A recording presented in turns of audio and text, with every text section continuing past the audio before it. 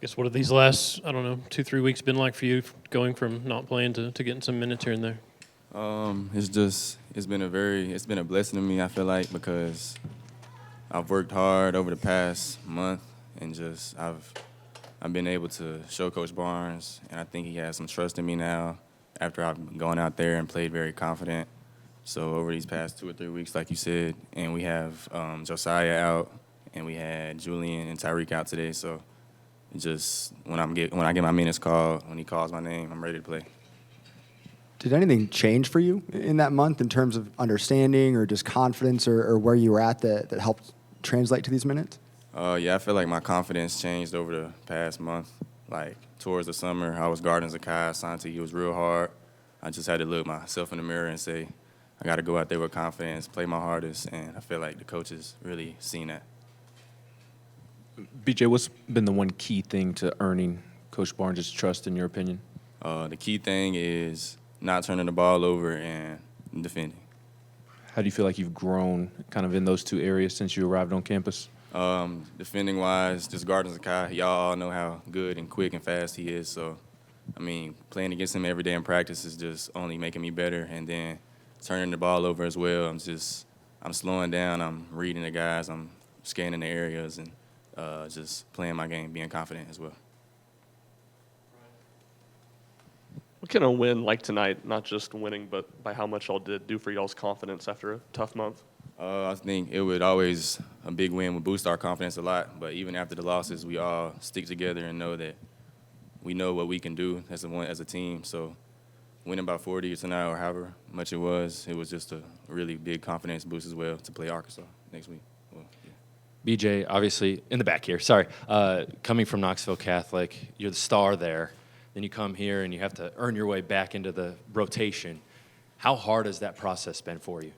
Yeah, it's been really hard. I would say, like, after the Gonzaga game, when I only played 1 minute or so, it really, woke me up, I would say, because at Catholic, I'm playing the whole game, never coming out. During AAU, I'm playing the whole game, never coming out. And now I'm surrounded by a lot of guys that are competitive and really good. So I just had to go real harder in practice, treat practice like my games.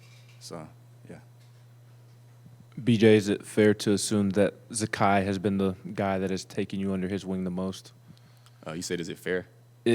Has he been the guy that's kind of guided you and been that veteran, even though he's still kind of young? Oh, yeah, definitely. He's been the guy that took me under his wing. We're roommates, me, him, and Tobey, we all roommates. So as soon as I got here in like May, and he was the only guy here, me and him working out with Coach G, and he would just take me to Chick-fil-A in his car and stuff like that, and we always played the game together. We got a real good relationship off the court and on the court too. So, How do you feel like he's helped you the most from a basketball perspective?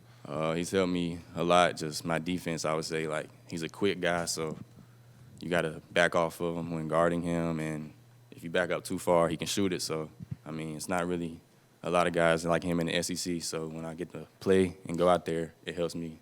It feels like it's easier a little bit guarding other defenders. BJ, you're in the back. Isaiah got his first career bucket today. He's a Knoxville native. You're a Knoxville area guy who got his first career bucket earlier this year. Is it cool to see that moment for him?